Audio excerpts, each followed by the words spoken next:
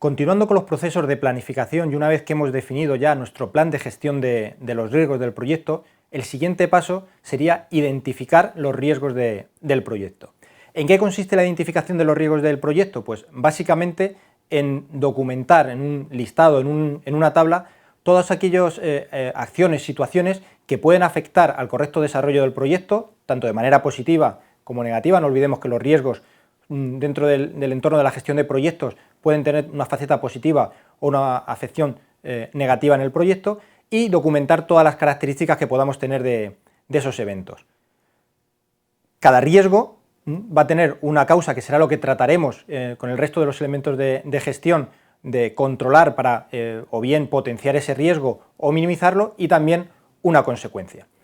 Normalmente, después de esta identificación de riesgos, lo que vamos a hacer son diferentes análisis, sobre todo el cualitativo, para priorizar qué riesgos son más relevantes o más importantes a la hora de enfrentarnos a su gestión. Pero en muchas ocasiones, cuando estamos trabajando en proyectos relativamente similares, lo que podemos hacer, ya por nuestra propia experiencia, la propia experiencia de nuestra organización, es, una vez identificados los riesgos, pasar directamente al análisis cuantitativo sin necesidad de tener que hacer el análisis cualitativo.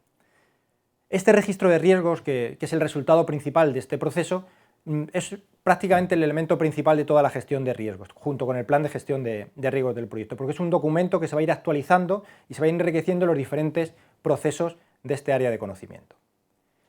¿Qué información vamos a utilizar para identificar los riesgos del proyecto? Pues prácticamente todos los documentos y salidas que tengamos de otros procesos a nuestra disposición en cada momento del proyecto.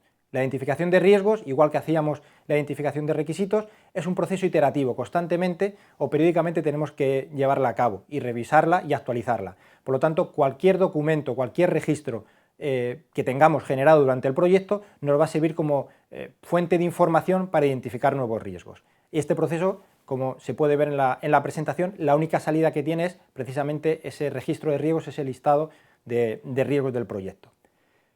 ¿Qué herramientas podemos utilizar para identificar los riesgos del proyecto? Bueno, pues herramientas similares a las que utilizábamos al principio de la planificación, cuando empezábamos a elaborar el alcance con la identificación de los requisitos. Son herramientas que nos permiten recopilar información. Hasta este momento, en lo relativo a la identificación de riesgos, apenas tenemos información, no podemos tratar información, tenemos que recopilarla.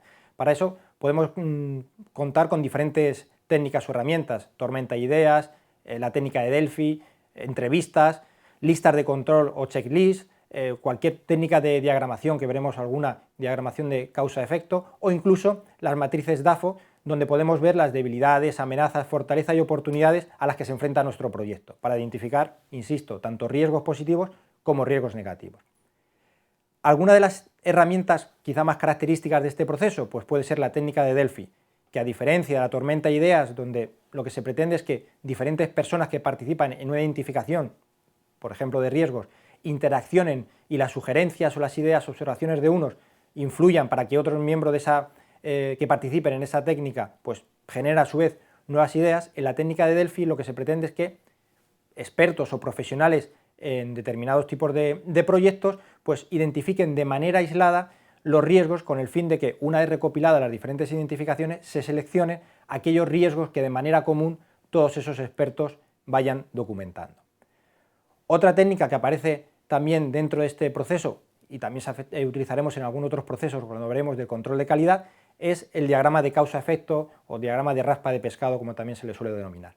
Aquí lo que pretendemos es controlar o conocer cuál es el origen que da lugar a un riesgo. Al final, lo que queremos controlar es el efecto negativo o positivo de ese riesgo en el proyecto. Bueno, pues con esta técnica lo que nos va a permitir es tratar de averiguar cuál es el origen, la causa de ese riesgo, con el fin de ir al inicio de todo el flujo para bien disminuir o eliminar en un momento dado el riesgo, o bien para potenciarlo o conseguir que ese riesgo, si es positivo, se llegue a manifestar en nuestro proyecto.